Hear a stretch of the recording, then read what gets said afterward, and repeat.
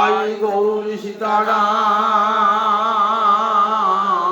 প্রেমানন্দে একবার হরি হরি হরি নিতাই গৌর সীতারাম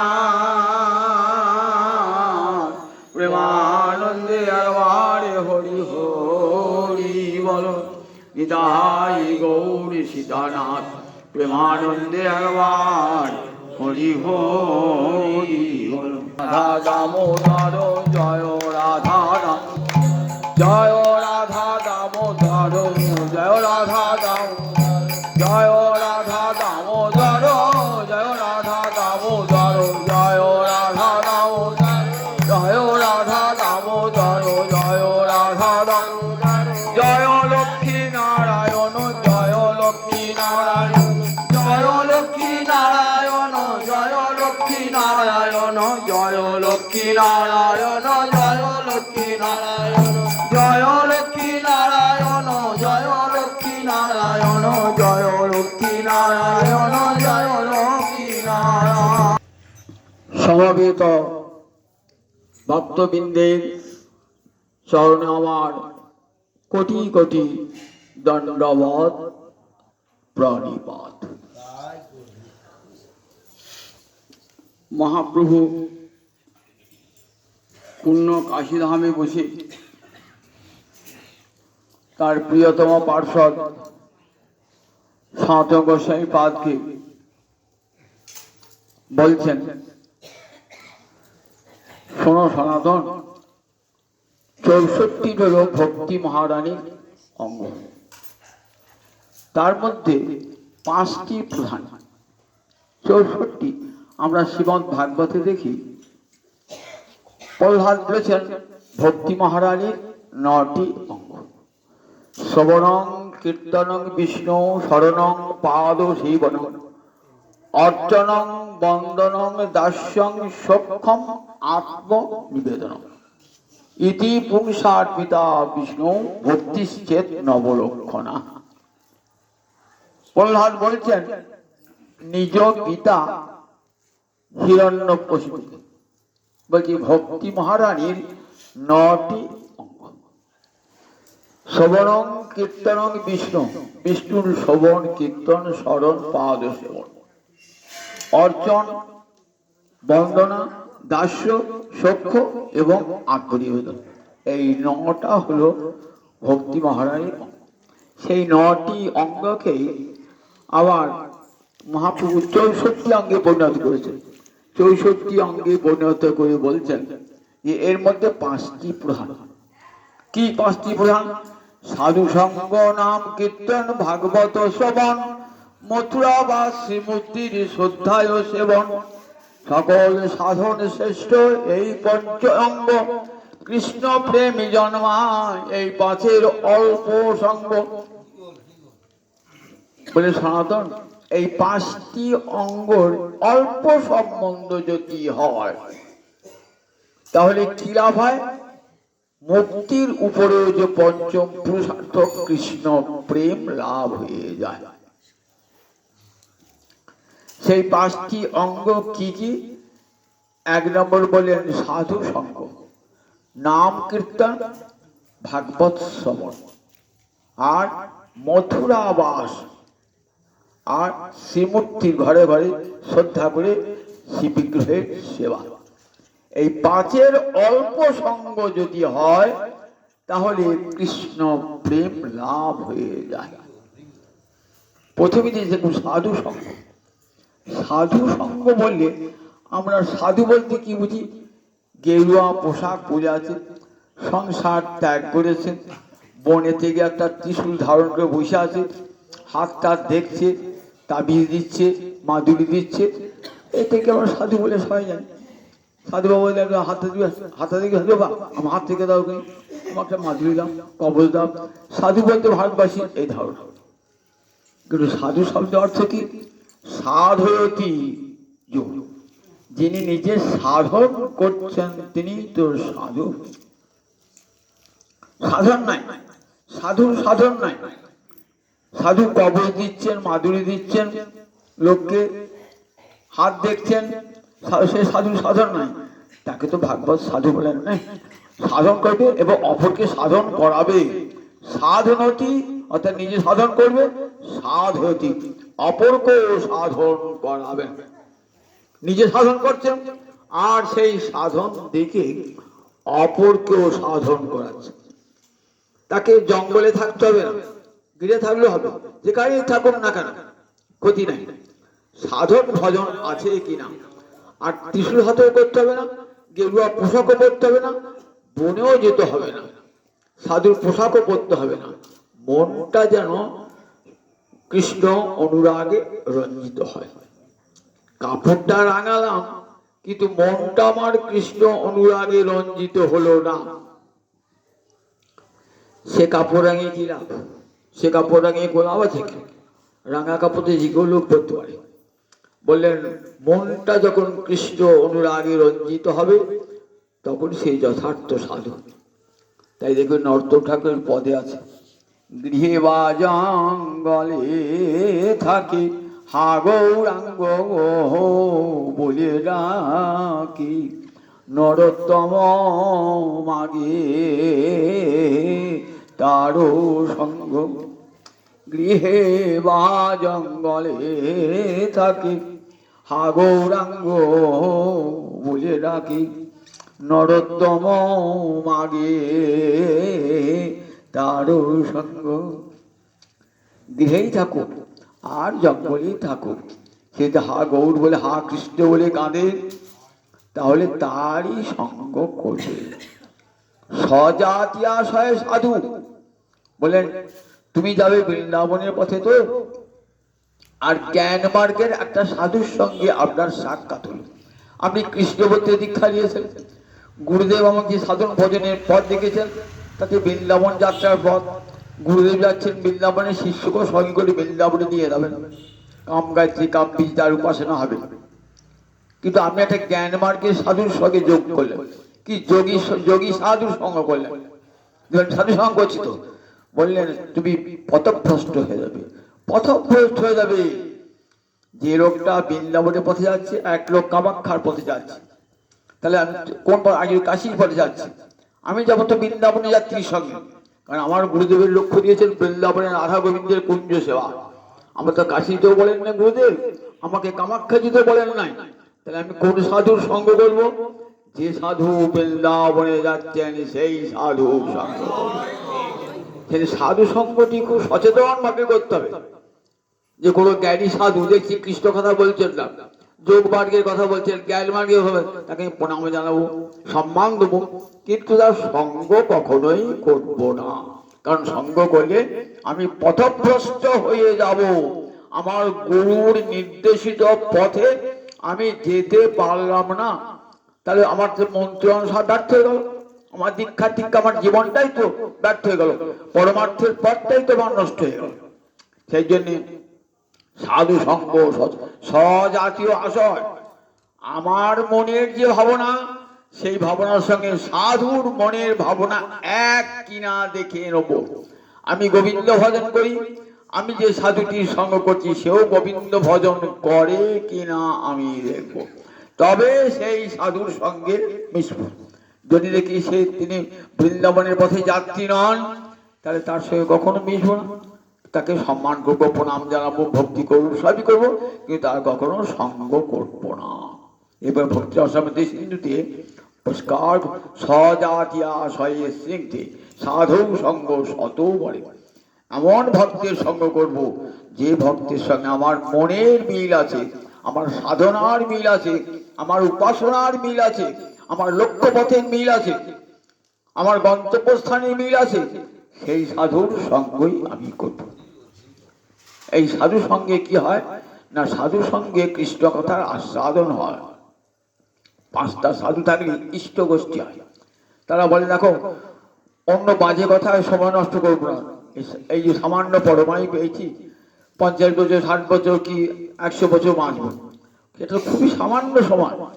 84 লক্ষ জনির পর মানব জন্ম পেয়েছি, বড় দুর্লভ জন্ম। ভগবান সুযোগ একবারই দেন, 5 বার দেবেন না সুযোগ মানুষের জীবনে। একবার যখন সুযোগ এসেছে, এই সময়টাকে আমি সার্থক করব। কেমন করে সার্থক করবো? কার সঙ্গে? সাধু সঙ্গে থাকলেই আমার জীবনটা সার্থক হবে। সাধুরা জানেন এক মুহূর্ত বৃথা নষ্ট করা যাবে না, কারণ এই পরমায়ুর অনেক মূল্য। যে পরমায়ু আমি পেয়েছি সেটা যদি পেরিয়ে যায়, আমি 70 বছরের বুড়ো হয়ে গেছি, 80 বছরের বুড়ো হয়েছি, তখন যদি বলি আমার 30 বছরে 20-25 বছরের যৌবনটা ফিরিয়ে দাও, দেবে কেউ? দেবে না। কিন্তু টাকা হারিয়ে গেলে, টাকা নষ্ট হয়ে গেলে আবার টাকা আপনি পরিশ্রম দিয়ে শ্রম দিয়ে আবার টাকা অর্জন করতে পারবেন, কিন্তু পরমায়ুটা আর কোনোদিন ফেরত পাবেন না। সুতরাং সেটি যেন কোনো প্রকারেই নষ্ট না হয়। প্রতিটি ক্ষণ প্রতিটি মুহূর্ত আমি সার্থক করে তুলব সাধু সঙ্গে হরি ভজনে। সাধু সঙ্গ নাম কীর্তন ভাগবত শ্রবণ, সাধু সঙ্গ, সাধুরা নাম কীর্তনে এবং ভাগবত শ্রবণে, ভাগবত শ্রবণে আমার একটা মহিমা আছে না, শ্রবণ মঙ্গল। গোপীরা বলেছেন কৃষ্ণ কথায় আমরা একটা শক্তি আছে যে শুনলেই মঙ্গল হয়ে যায়। অন্যান্য শাস্ত্র শুনে শাস্ত্রের নির্দেশ পালন করতে হবে, তবে ফল পাবেন। আর কৃষ্ণ কথা শুনলেই মঙ্গল, শ্রবণ মঙ্গল। কেন হয় শুনলেই মঙ্গল হয়? কেন? শুনলেই জীবের স্বরূপ জেগে ওঠে। আমি যে নিত্যকালের কৃষ্ণ দাস, এই স্বরূপ জাগলেই তো জীবের মুক্তি। সাধু সঙ্গ নাম কীর্তন ভাগবত শ্রবণ, আর সবসময় ধামে বাস করছি। আমাদেরকে মথুরা যেতে হবে না, আমার কাটায় রয়েছি, ধামেতেই রয়েছি, যেখানে রাধা গোবিন্দ মিলিত। বুড়তি আমার গৌরাঙ্গ হরিদণ্ডায় আমার, মা গঙ্গা তার চরণ ঢোকতে জল বয়ে চলেছে। আবার এর চেয়ে বড় ধাম কি আছে? ধামেতেই রয়েছি, এখানে বসে ধাম করবো। কত উদ্দীপন হবে, কত মন্দির, প্রতিদিন কোথাও না কোথাও ভাগবত পাঠ, হরিনাম, কাশো ঘন্টা শব্দ, ভোর বেলা উঠে হরিনামের ধ্বনি শুনতে পাচ্ছি।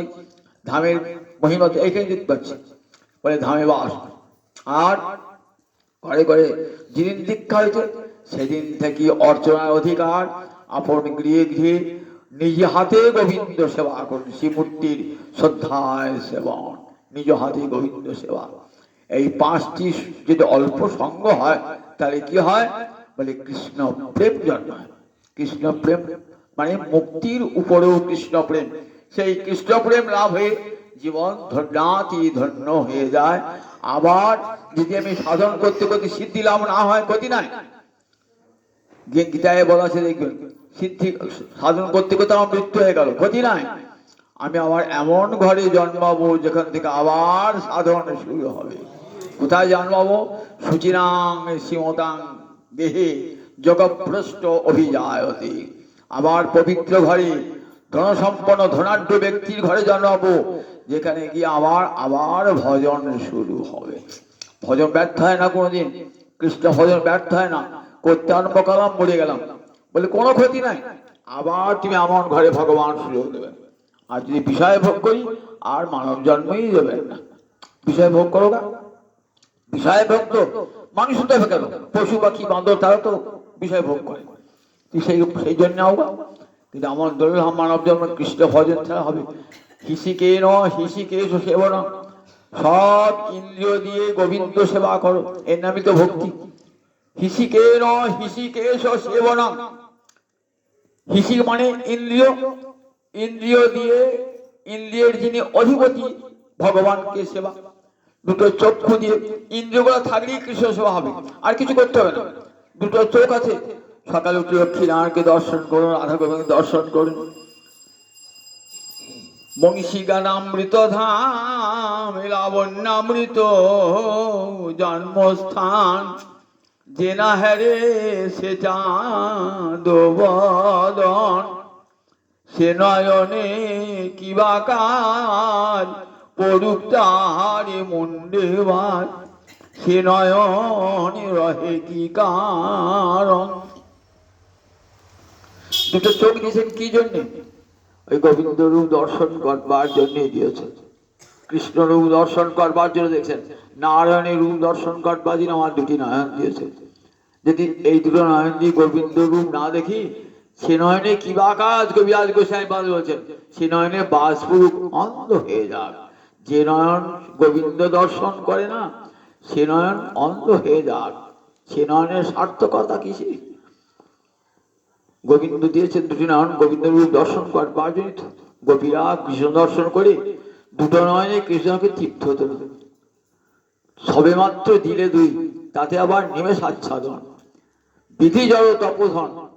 তুমি যজ্ঞ সৃষ্টি জানো না? এক একজনকে 1000 চক্ষু দিয়েছো, 8টা চক্ষু, 10টা চক্ষু দিয়েছো, তারা বিষয় ভোগ করবে। আর আমাদেরকে দুটো চোখ দিয়েছো। দেবরাজ ইন্দ্রকে 1000 চোখ দিলে কি হবে? সে তো বিষয় ভোগ করবে। আর আমাকে দিয়েছো দুটো চোখ, দুটো চোখে কৃষ্ণ দর্শন হয়। আবার দিয়েছো, তাই আবার নিমেষ আচ্ছাদন। কৃষ্ণ দর্শন করতে আনন্দই হলো না, চোখের পলক পড়ছে প্রতি মুহূর্তে। কৃষ্ণেরও মধুর বাণী অমৃতেরও তরঙ্গিনী, তার প্রবেশ নাহি যে শ্রবণে, কানা করি ছিদ্র সম জানি হসে শ্রবণ, তার জন্ম হইল কারণে। কৃষ্ণের মধুর বাণী অমৃতের তরঙ্গ, হরিকথার কেমন যেন অমৃতের নদী, অমৃতের নদী প্রবাহিত হচ্ছে। যদি কান পেতে দেন, কান দিয়ে ঢুকে সেই অমৃতের স্রোত হৃদয়ে মাঝে প্রবেশ করল। যদি কানে হরিকথা না ঢোকে, বলে সে কান কেমন? কানা করি চিত্র সম জানি হয়েছে শ্রবণ। করি দিয়ে আগে দ্রব্য বিনিময় হতো, এখন পয়সা দিয়ে হয়। তখনকার দিনে করি ছিল, তা কানা করি যদি হতো দোকানদার নিত না, বল চলবে না, অচল, চলবে না। তা বল দেখো, যে কান হরিকথা শোনে না, ও কানও অচল, ব্যর্থ, তার কোনো মূল্য নাই। কানা করি চিত্র সম জানি হয়েছে শ্রবণ, তার জন্ম হইল কারণে। তাহলে সমস্ত হিসিকে হিসিকে এই ইন্দ্রদায়ী সেবা করবো। চোখ দিয়ে তার রূপ দর্শন করব, কান দিয়ে তার কথা শুনবো, হস্ত দিয়ে তার মন্দির মার্জন করব, তুলসী চরণ করব, লক্ষ্মী নারায়ণের মালা গাঁথবো, চরণ দিয়ে তার ক্ষেত্রে গমন করব। এমনি করে 11টা ইন্দ্রিয় দিয়ে তার সেবা করব। এর নামই হলো ভক্তি। এই ভক্তি কি করে? বলে এই ভক্তি সাধককে সমস্ত পতন থেকে রক্ষা করে, গোবিন্দ চরণের শরণাগতিতে নিয়ে যায় এই ভক্তি। শরণাগতির 4টে লক্ষণ, 6টা লক্ষণ। শরণাগতির 6টা লক্ষণ কি কি? আনুকূল্যস্য সংকল্প, প্রাতিকূল্যস্য বিবর্জন, রক্ষিষ্যতি বিশ্বাস, ভক্তিত্বে বর্ণং তথা, আত্মনিক্ষেপ কার্পণ্যে সর্বিধা শরণাগতি। বক্তৃতা সম্পর্কে সিন্ধুতে রূপ গোস্বামী বলেন, এই ভক্তি শরণাগতি এনে দেয়। তার 6টা লক্ষণ। 6টা লক্ষণ কি? সর্বিধা শরণাগতি। 6টা লক্ষণ কি কি? আনুকূল্যস্য সংকল্প, যাতে আমার গোবিন্দ তুষ্ট হবেন, অনুকূল হবেন, আমার লক্ষ্মী নারায়ণ অনুকূল হবেন, আমি সেটাই করব। যা আমার লক্ষ্মী নারায়ণ রাধা গোবিন্দের যা প্রতিকারক নয়, সেটা আমি করব না। প্রাতিকূল্যস্য বিবর্জনা। যদি আমার সংসারের আমার স্ত্রী পুত্র কেউ যদি এই কৃষ্ণ সেবার, লক্ষ্মী নারায়ণ সেবার, গোবিন্দের সেবার প্রতিকূল হয়, তাকে পরিত্যাগ করতে আমি 1 মুহূর্ত বিলম্ব করব না। 1 মুহূর্ত বিলম্ব করব না। যে আমার কৃষ্ণ সেবার বাধক, গোবিন্দ সেবার বাধক, সে কখনো আমার নিজজন হতে পারে না, তাকে পরিত্যাগ করব 1 মুহূর্ত। হরিভক্ত অঙ্গ রাজা কি করলেন? নিজের পুত্র বেনকে পরিত্যাগ করলেন। যে পুত্র কৃষ্ণ ভজন করতে দেয় না, সে পুত্রকেই ত্যাগ করবে। পুত্রকে ত্যাগ করতে পারে? বাবা কত কষ্ট করুন। যে পুত্র কৃষ্ণ ভজনের বাধক, যাও তোমার সঙ্গ আমি করবো না। প্রাতিকূল্যস্য বিবর্জন, প্রাতিকূল্যস্য। আর রক্ষিষ্যতি বিশ্বাস, গোবিন্দ রক্ষা করবেন এই বিশ্বাস তাদের অন্তরে দৃঢ়। আর ভক্তিত্বে বর্ণং তথা, তিনি তো একমাত্র রক্ষাকর্তা জগতে, আর আমাকে কেউ রক্ষা করতে পারবে না। আর আত্মনিক্ষেপ কার্পণ্য, নিজেকে আমি প্রভু তোমার চরণে সঁপে দিলাম। আজ থেকে তুমি যা আমার যা ভালো হয় তাই করবে, যা মন্দ হয় তুমি বর্জন করবে। প্রভু আমি ভালো মন্দ কিছু জানি না। অর্জুন দেখবেন গীতার প্রথমেই বলছেন যে খুব অর্জুন বড় বড় কথা বললেন, তো ভগবান চুপটি করেছেন। তখন অর্জুন শরণাগতি নেন নাই। যখন বললেন শিষ্য স্তেহং সাধিমাং দান প্রপদ্যে, আমি তোমার শিষ্য, আমি তোমার চরণে শরণাগত হলাম, আমাকে তুমি যা বলবে তাই করবো, যুদ্ধ করা বা যুদ্ধ না। এইবার ভগবান উপদেশ দান বলেন, যতক্ষণ পর্যন্ত শরণাগতি আসে নাই ততক্ষণ ভগবান একটা কথাও বলেন না। দেখবেন গীতার প্রথম অধ্যায়ে একটা কথাও বলেন নাই, দ্বিতীয় অধ্যায়ে খানিকক্ষণ বক্তব্য করার পর যেই বললেন শিষ্য স্নেহং সাধিমাং তাং প্রপন্নং, তখন শ্রী ভগবান আছে। তার আগে ভগবান বসে বলেন, ভগবান জানে আমি যখন উপদেশ দান করি ও কাজে লাগবে না, ব্যর্থ হয়ে যাবে, ও বড় বড় অহংকারের কথা বলছে, বড় বড় জ্ঞানের কথা বলছে, ও ভগবান চুপ করে থাকবে। যেই বললেন শিষ্য স্নেহ, আমি তোমার শাসনে থাকবো, শিষ্য আমাকে উপদেশ দাও, আমি তোমার প্রপন্ন। এইবার ভগবানের মুখনিষ্ঠ গীতা বার হয়ে গেল।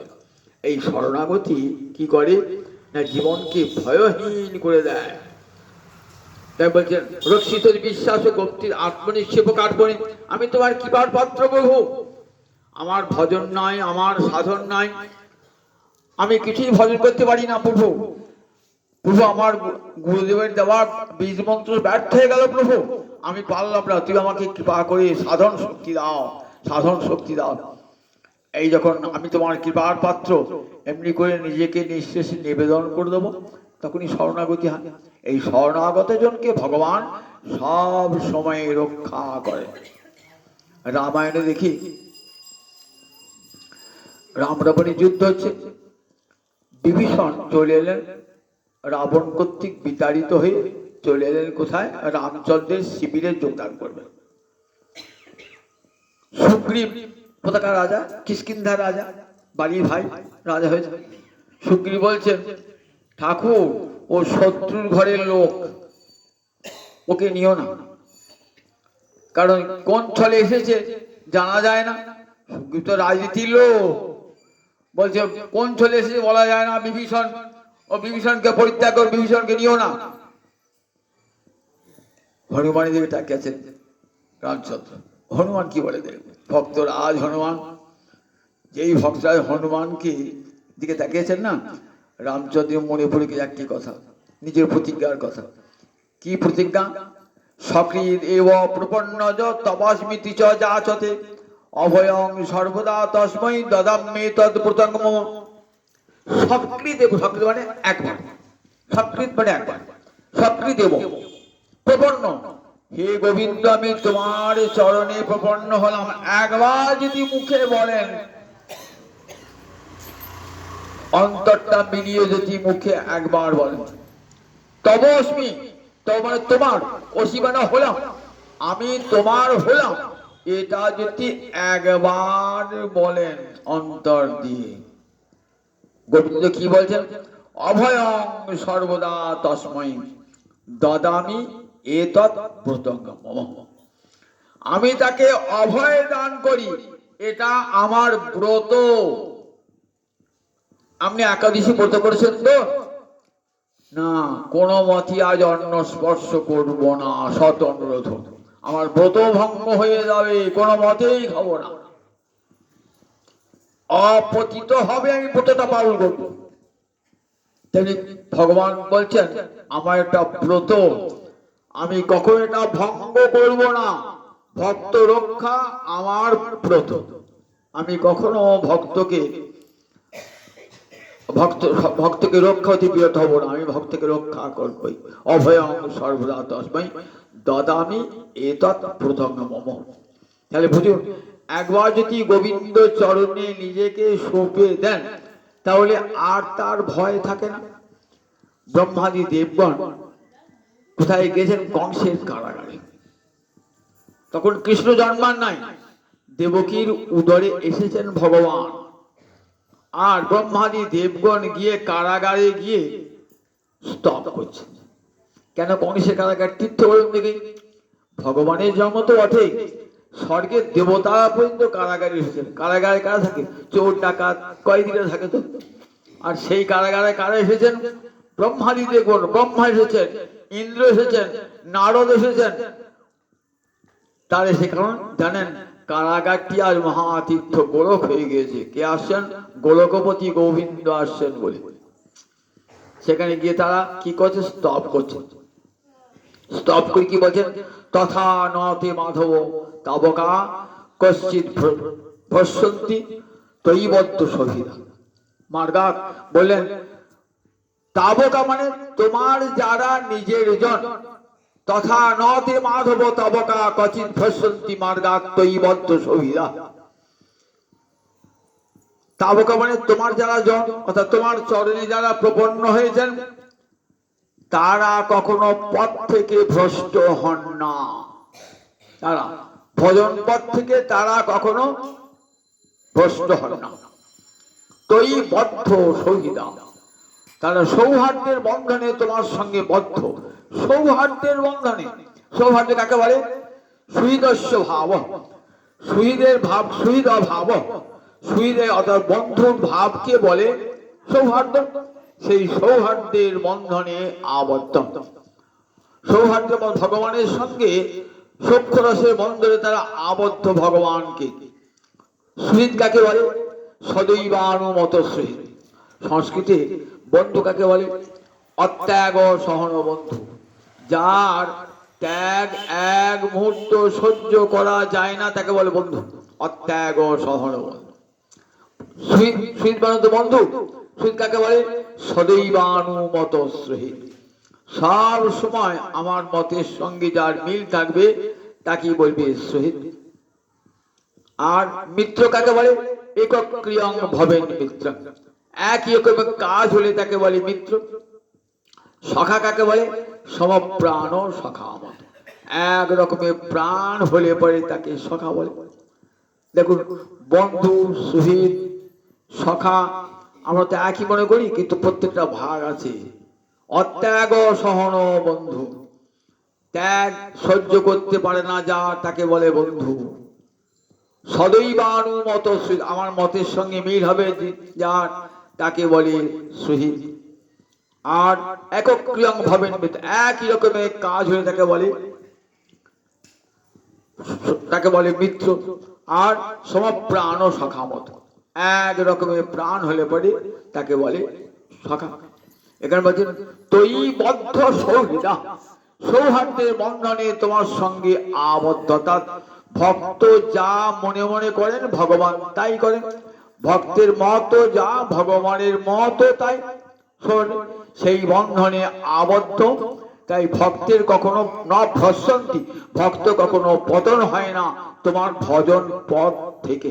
ভক্তের পতন হয় না, কারণ তুমি তাদেরকে সব সময় রক্ষা করছো। তাই তার মৃত্যুর মস্তকে চরণ রেখে তোমার কাছে চলে যায়। মৃত্যুর মাথায় পা দিয়ে বিনায়কা নিকপমূর্ধসু, প্রভু সমস্ত বিঘ্নের সেনাপতি অর্থাৎ মৃত্যু, তার মাথায়, জমের মাথায় পা দিয়ে, মৃত্যুর মাথায় পা দিয়ে তোমার কাছে চলে যায় তোমার ভক্ত সব বাধাকে অতিক্রম করে। কৃষ্ণ ভক্ত নির্ভীক, অভয়, ভয় শূন্য হয়ে যায়। একটা ছোট্ট গল্প শোনায়। এক সৈনিক, সে জাহাজে যাচ্ছে, তখন সৈনিক তো তখন তার গোলাগুলি থাকছিল হাতে, তরবারি আছে সৈনিকের। জাহাজে যাচ্ছে, একটা কোন অন্য দেশে যাবে, সঙ্গে আছে স্ত্রী, সঙ্গে স্ত্রীকে নিয়ে যাচ্ছে। মাঝ সমুদ্রে প্রবল ঝড় উঠেছে, সবাই সামাল অবস্থা। যে যার স্ত্রী পুত্রকে কাছে কাছে নিয়ে যাচ্ছে, তার কাছে রাখছে। এখন জাহাজ ডুবে যায়, সবাই নিজের স্ত্রী পুত্রকে। আর তার সেই সৈনিকের স্ত্রী, সে ভাবছে আমার স্বামী গেল কোথায়, আমার স্বামী কোথায় গেল, আমার স্বামী কোথায় গেল। কেউ সঙ্গে নাই, স্বামী আছে, খুঁজে বেড়াচ্ছে। দেখছে জাহাজের ডেকের উপরে আমার স্বামী নিশ্চিন্তে বেড়াচ্ছে। স্ত্রী বলছে, হ্যাঁ গো, তোমার আক্কেল কি গো? সবাই যখন অপর স্ত্রী পুত্র নিয়ে সামাল রব দিচ্ছে, আর তুমি এখানে হা খাচ্ছ। আমি যে বলে এলাম, আমার কাছে চিন্তা করছো আমার যে জাহাজ ডুবে যায়। স্বামী তখন কি করেছে, ওই তরবারিটা নিয়ে স্ত্রীর বুকের কাছে ধরেছে। স্ত্রী তো ফল ফল তাকিয়ে আছে অনেকক্ষণ ধরে, আর তরবারিটা নিয়ে তাকিয়ে আছে। কিছুক্ষণ বাদে স্ত্রী হেসে ফেলেছে, বলে, হাসলে কেন? আমি জানি তুমি আমাকে এত ভালোবাসো, কোনদিন আমাকে হত্যা করবে। তাহলে আমিও জানি ভগবান আমার কোনো ক্ষতি করবেন না। আমি তাকে যে ভালোবাসি, প্রাণ ভরে ভালোবাসি তাকে, তিনি আমার কোনো ক্ষতি করবেন না। তুমি যেমন ভাবছো আমাকে ভালোবাসো, তোমার ক্ষতি করবো, তেমনি আমিও জানি আমি গোবিন্দকে সব সর্বস্ব অর্পণ করেছি, আমার কোনো ক্ষতি হবে না। এমনি করে ভক্ত অভয় হয়ে যায়, অভয় হয়ে যায়, নির্ভীক হয়ে যায় ভক্ত। ভাগবত একটা কাহিনী শোনায়, চিত্রকেতু রাজা। ভক্তের কখনো পতন হয় না, কোনো শত বিপদে ভক্তের পতন হয় না।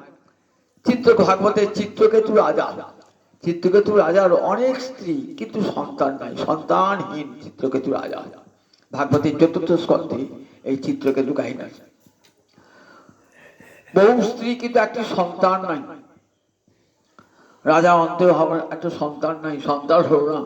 সন্তান না হলে নরক থেকে পরিত্রাণ হওয়া যায় না। আমার শ্রাদ্ধ করবে কি, পিণ্ডদান করবে কি, এইসব মানে আমরা পূর্বপুরুষরা জল পাবে না। সবাই চান তো সন্তান চান, পুত্রপিণ্ডের প্রয়োজন, পূর্ণাম নরকাত্রায়তি, পূর্ণাম নরক থেকে ত্রাণ করে। সবাই মেয়ে হোক যাবে, একটা সন্তান সবাই চায়, পুত্র সন্তান সবাই চায়, বংশধারা রক্ষক, আমার বংশে পূর্বপুরুষ যেন জল পায়, পিণ্ড পায়, তো সবাই আমরা চাই। রাজারও তাই ইচ্ছা একটা সন্তান হোক, কিন্তু সন্তান হচ্ছে না।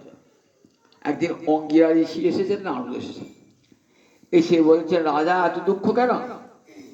তা বললে আমার এত বৈভব ঐশ্বর্য, কিন্তু আমার একটি সন্তান নাই। সন্তান নিয়ে কি হবে? সন্তান নিয়ে, সন্তান কেউ দুঃখের জনক, সন্তানের সমান শত্রু নাই, জানো তো?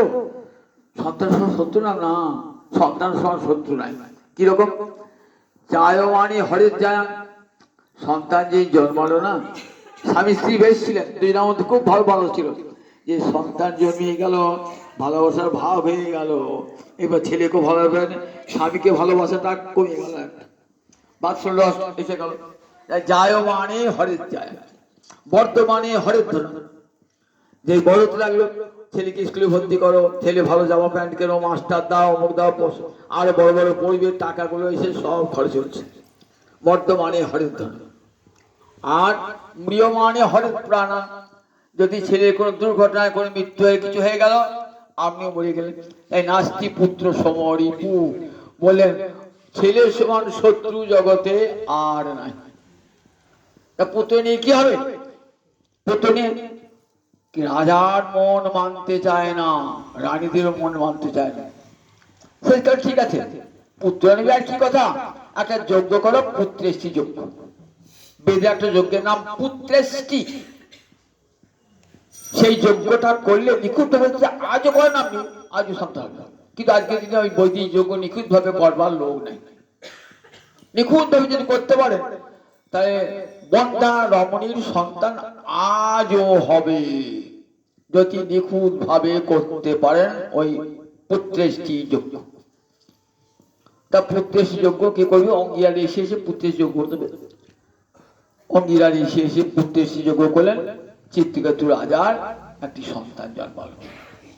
অনেক পত্নীর মাঝে একটি পত্নী জ্যেষ্ঠা মহিষী কৃতজ্ঞতি, তার একটি সন্তান। এইবার রাজা কাকে ভালোবাসবেন?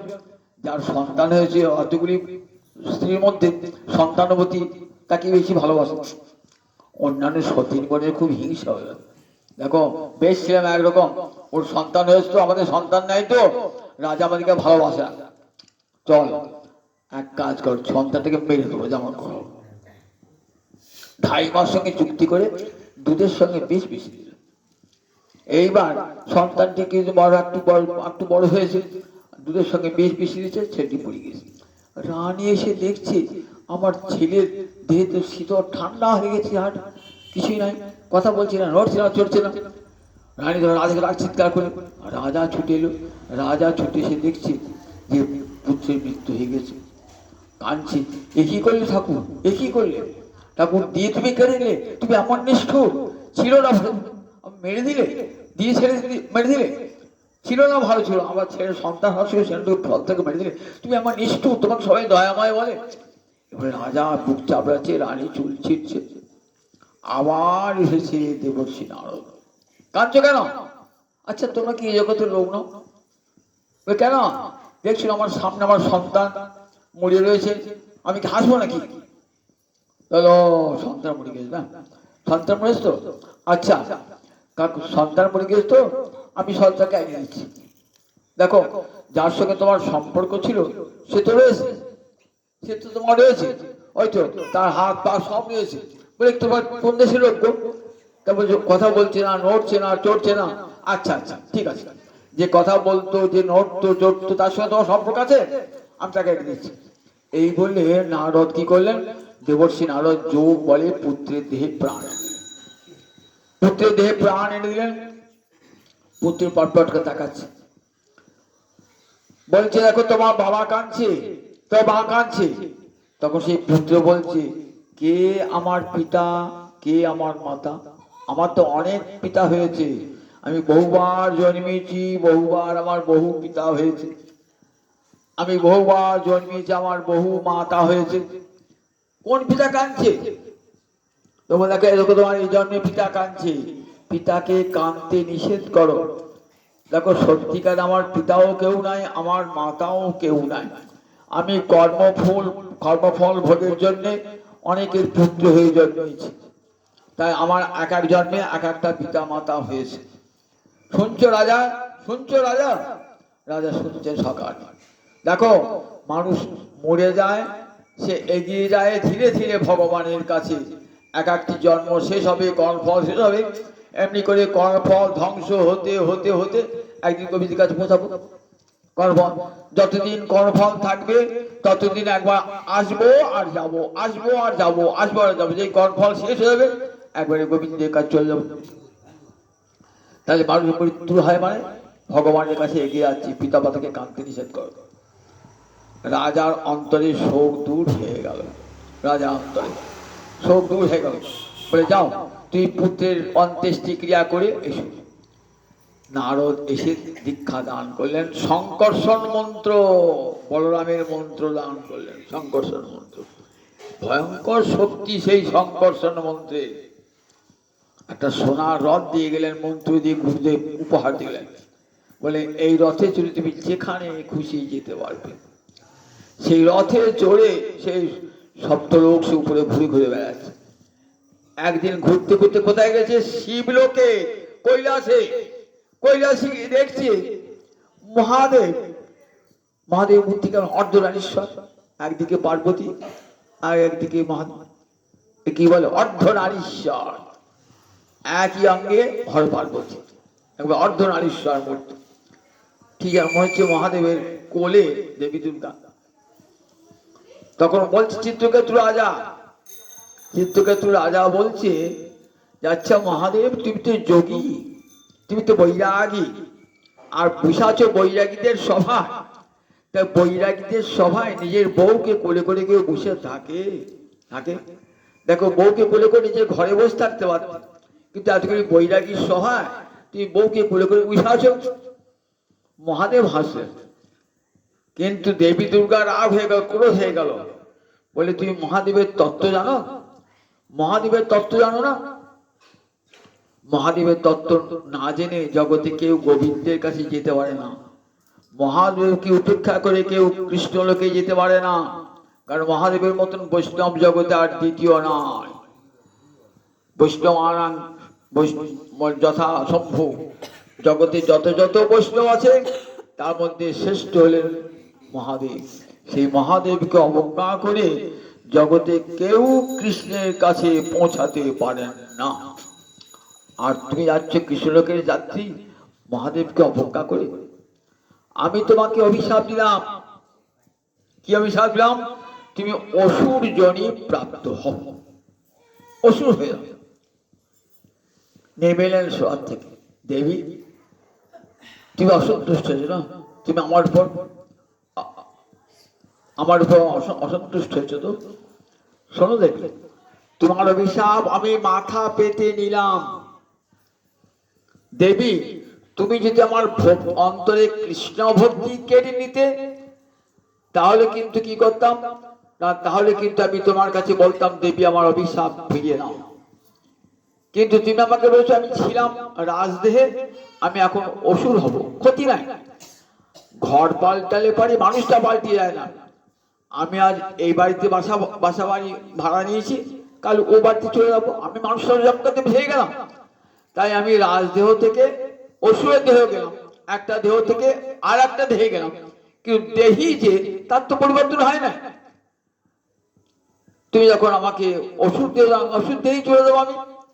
কিন্তু আমার যদি কৃষ্ণ ভক্তি কেড়ে নিতে, দেবী তোমার কাছে আমি চাইতাম, দেবী আমার অভিশাপ ফিরিয়ে নাও। হাসতে হাসতে চলে গেলেন। মহাদেব বলে, দেখেছো কৃষ্ণ ভক্তির কখনো পতন হয় না। দেখো কেমন চলে গেলেন। ইচ্ছা করলে তোমাকে অভিশাপ দিতে পারতেন।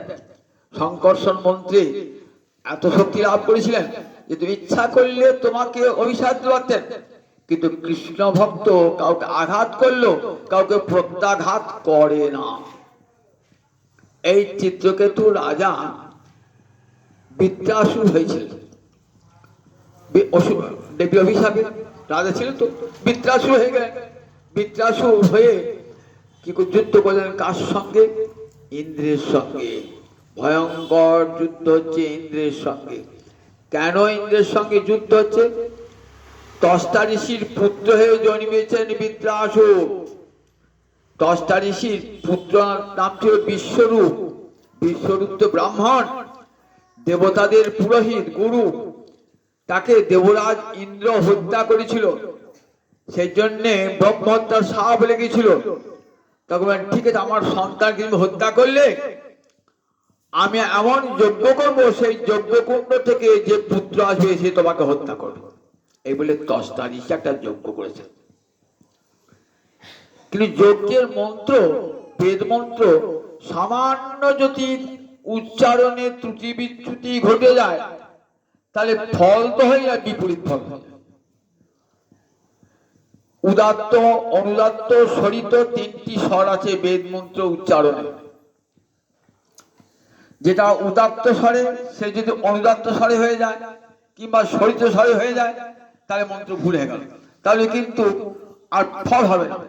এখন যেটা উদাত্ত, ক্রোধের বশে মন্ত্র করেছেন তো মন্ত্র উচ্চারণটা একটু ত্রুটি হয়ে গেছে। এবার যজ্ঞকুণ্ড থেকে পুত্র জন্মালেন। যে পুত্র জন্ম কি জন্য করেছেন? যে ইন্দ্রকে হত্যা করবে এমন পুত্র জন্মাক, এই পুত্র করেছেন। উল্টো হয়ে গেল, এমন পুত্র জন্মালো যে ইন্দ্রের দ্বারা সে নিহত হবে। এইবার বৃত্রাসুর বিশাল অসুর হয়ে জন্মিয়েছেন। অসুর হয়ে কোথায় যুদ্ধ হচ্ছে, ভয়ঙ্কর যুদ্ধ হচ্ছে স্বর্গেতে দেবতাদের সঙ্গে অসুরদের। বৃত্রাসুরকে আর কোনো মতেই পেরে উঠছেন না দেবরাজ ইন্দ্র। কি করে বৃত্রাসুর হত্যা করা যায়? এত শক্তিশালী বৃত্রাসুর কি করে হত্যা করা যায়? দধিচি মুনির কাছে গেলেন। দধিচি মুনি, দধিচি মুনির কাছে গিয়ে বলেন, আপনার অস্থি দিয়ে আমি বজ্র নির্মাণ করব, যে বৃত্রাসুরকে হত্যা করবে, দেবতাগণকে আপনি বাঁচান, নিজের প্রাণ দিয়ে দেবতাগণকে বাঁচান। দধিচি বললে, দেহটা তার দিন যাবে, ভালো কাজে যাক। এই বলে দধিচি দেহটা পরিত্যাগ করলেন, আর তার অস্থি দিয়ে একটা বজ্র তৈরি হলো। সেই বজ্রটা নিয়ে এসেছেন এবার দেবরাজ ইন্দ্র যুদ্ধ করবার জন্য। অসুরটা বলছে, ইন্দ্র তুমি বজ্র নিক্ষেপ করো, এবার আমি মরবো, তোমার আর কোনো ভয় নয়, এটা ব্যর্থ হবে না, কারণ এই অস্ত্রটা বিষ্ণু তেজে নির্মিত হয়েছে। বজ্র নিক্ষেপ করো তুমি, আমি মুখ পেতে দিলাম। ইন্দ্র বজ্র তুলেছে, আর ভগবানের সঙ্গে ভগবানের সঙ্গে বৃত্রাসুর কথা বলছে যে, হে গোবিন্দ, আমার প্রাণটা তাড়াতাড়ি নিয়ে যাও, আমি তোমার পাদমূল সেবা করবার জন্য কেমন আকুল জানো? কিরকম আকুল না, বলছেন অজাত পক্ষ শাবক, পাখা গজায় নাই এমন পাখির ছানা কোটরে বসে আছে, সন্ধ্যাবেলায় মা কখন খাবার নিয়ে আসবে, কোটরে উকি ঝুঁকি মারছে, কতক্ষণ আসবে। মা আসে বলে আকুল আছে, আমি তেমনি তোমার চরণ সেবার জন্য আকুল হয়ে রয়েছি। মহারাজ বলে, কি শুনছেন? অসুর কৃষ্ণের সঙ্গে কথা, গোবিন্দের সঙ্গে কথা বলছে, ইন্দ্র শুনতে পাচ্ছেন না কিন্তু। আর বৃত্রাসুর বলছেন, ওই পাখা গজায় নাই এমন শাবক যেমন মায়ের জন্য আকুল হয়ে পথ পানে চেয়ে থাকে, আমি তোমার চরণ সেবার জন্য তেমনি আকুল হয়ে রয়েছি। দ্বিতীয় উদাহরণ দিলেন, খুঁটায় বাঁধা বাছুর, সন্ধ্যাবেলায় মা চলে এসেছে মাঠ থেকে, মায়ের স্তনে মুখ দেওয়ার জন্য সে দড়ি ছেড়ে বলে, ওই রকম ওই বাছুরটি যেমন মাতৃস্তন্য পান করবার জন্য আকুল, তোমার চরণ সেবার জন্য আমি তেমনি আকুল। তৃতীয় উদাহরণ দিলেন, স্বামী বিদেশে কতদিন স্বামীকে দেখেন নাই, স্বামী আসবেন, বাড়ি আসছেন, দাঁড়িয়ে আছেন সতী, কতক্ষণে পতি আসবে, আকুল হয়ে আছে দাঁড়িয়ে, দরজা খুলে দাঁড়িয়ে আছেন। ওই সতী যেমন পতি দর্শনের জন্য আকুল, তোমার সেবার জন্য আমার চিত্ত তেমনি আকুল। অবাক হয়ে গেলেন মহারাজ পরীক্ষিত। অসুর গোবিন্দ, অসুর দেহে কাউকে কৃষ্ণ ভক্তি হলো, অসুরের দেহে কাউকে, দেবতাদের দেহে কৃষ্ণ ভক্তি নাই, আর অসুরের দেহে কেমন কৃষ্ণ ভক্তি হলো?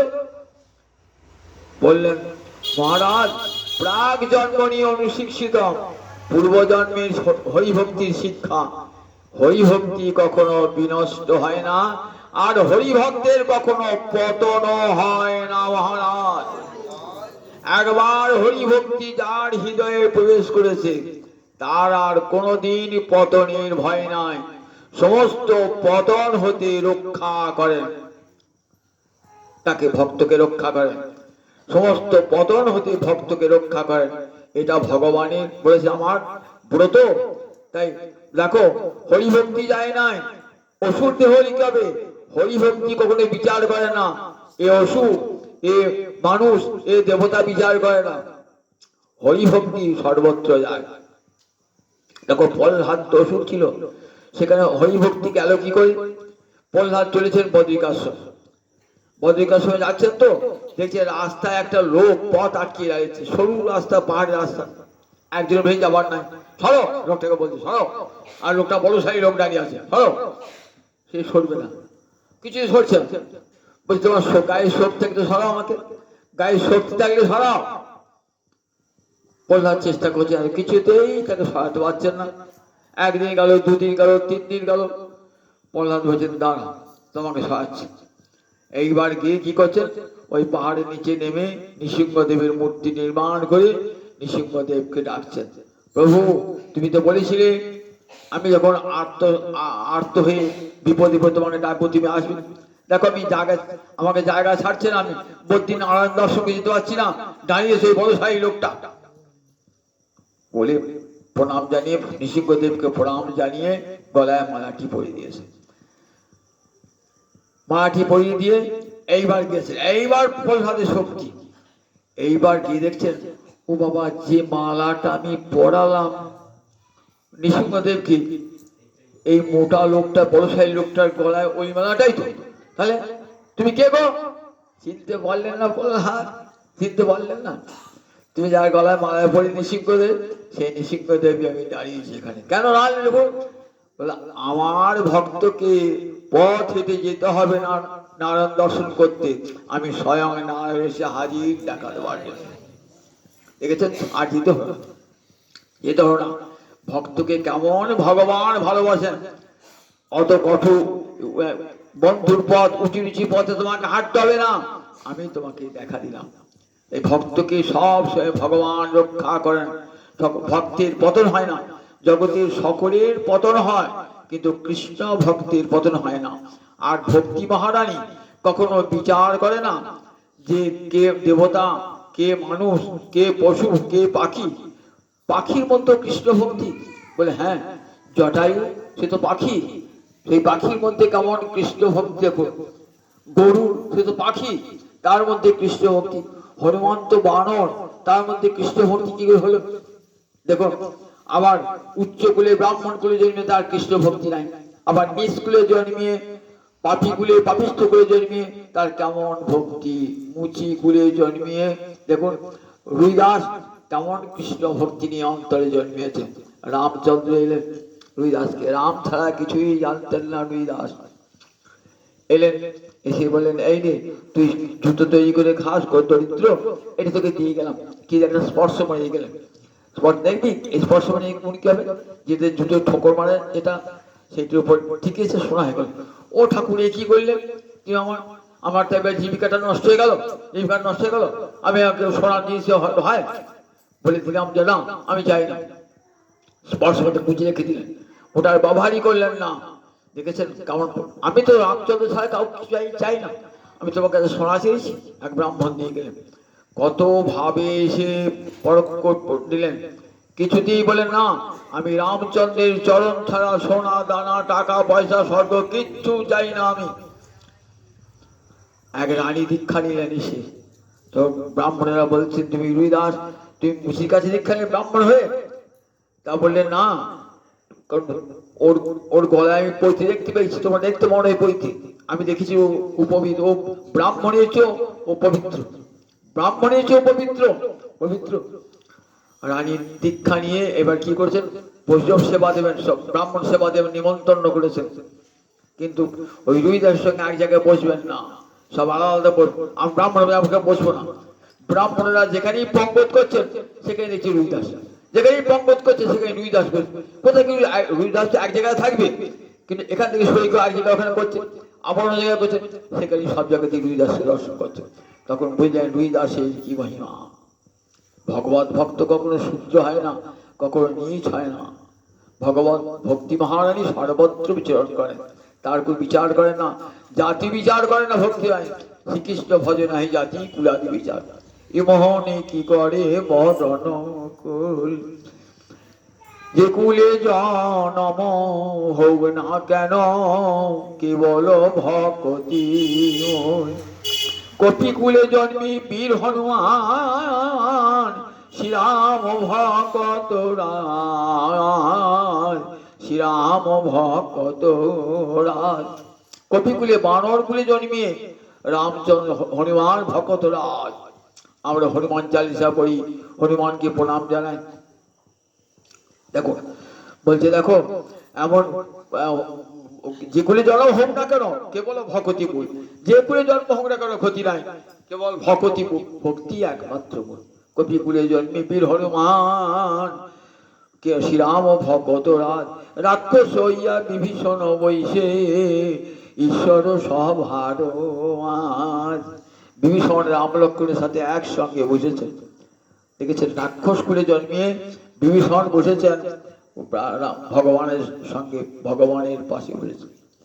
বলো নাকি গুহুলি বিদুরেরও ছিল, খাইল যাহার ঘরে, দৈত্যের ঔরসে প্রহ্লাদ জনমী, ভুবনে রাখিল যশ। প্রহ্লাদ দেখুন তার বশ হয়েছেন ভগবান, স্ফটিক স্তম্ভেতে প্রকট নর হরি হইয়া যাহার বশ। স্ফটিক সম্পত্তি, পিতা বলছেন তো হরি কোথায়, এই স্তম্ভে আছে, হ্যাঁ আছে স্তম্ভে, দেখো তুমি, স্তম্ভ থেকে বেলে ভগবান শ্রীহরি নিশিকম্পত্তি ধারণ করে, স্ফটিক স্তম্ভেতে প্রকট নর হরি হইয়া যাহার বশ। চণ্ডাল হইয়া মিতালি করিল গুহক চণ্ডাল বর, চণ্ডাল হয়ে রামচন্দ্রের সঙ্গে মিতালি করেছে। তাহলে দেখুন ভক্তি কখনো, ভক্তি মহারানী কখনো বিচার করেন না, জাতি বিচার করেন না, আমি ব্রাহ্মণ আমার গলায় পৈতে আছি বলে আমার ভক্তি হবে, আর আমি শূদ্র বলে চণ্ডাল বলে ভক্তি হবে না। ভক্তি মহারানী সকলে, ভক্তি মহারানী এমন কৃপা, আর সেই ভক্তি ভক্তের হৃদয়ে গেড়ে পড়ে, তার আর কখনো পতন হয় না। ব্রহ্মাদি দেবগণ আজ ভগবানের স্তব করে বলছেন, দেখো গোবিন্দ তোমার তোমার যারা বদ্ধ সহিদা, তোমাকে যারা ভালোবাসে, শহীদের মতো বন্ধুর মতো যারা ভালোবাসে, তারা কখনো কখনো মার্গাত না ভ্রসন্তি, তারা ভজন পথ থেকে কখনো বিচ্যুত হয় না, তারা মৃত্যুকে পর্যন্ত তিরস্কৃত করে মৃত্যু মাথায় পা দিয়ে তোমার চরণ মুড়িয়ে পৌঁছিয়ে যায়, কোনদিন তাদের পতন হয় না, ভক্তির পতন নয়। জ্ঞানী জ্ঞানভ্রষ্ট হয়, যোগী যোগভ্রষ্ট হয়, কিন্তু ভক্তের কখনো পতন হয় না। তাই গোবিন্দ চরণ ধরে থাকুন, জীবনে কোনোদিন পতন হবে না, কোনো বিপদ আসবে না, সব বিপদ থেকে রক্ষা পেয়ে যাবেন। হে গোবিন্দ আমি তোমার, হে যদি আরতিতে বলেন, গোবিন্দ বলেছেন আরতি ভরে যে আমাকে ডাকবে আমি তার কাছেই যাব এবং তাকে রক্ষা করব। আমার 4 প্রকার ভক্তির মধ্যে আর্তভক্ত একটা। দ্রৌপদী ডেকেছিল, ভগবান আসেন নাই, আজও রাখুন ওই দ্রৌপদী মতন, দেখবেন সমস্ত বিপদ থেকে বিপদ ভঞ্জন মধুসূদন এসে হাজির, আপনাকে রক্ষা করে চলে যাবে। যেমন করে দ্রৌপদীকে রক্ষা করেছেন, যেমন করে গজেন্দ্রকে রক্ষা করেছেন, তেমনি করে আজও রক্ষা করবেন গোবিন্দকে। প্রাণ হয়ে রাখুন গোবিন্দকে। গোবিন্দ চরণে শরণাগতি গ্রহণ করলে জীব ধন্য অতি ধন্য। জয় নিতাই, জয় নিতাই।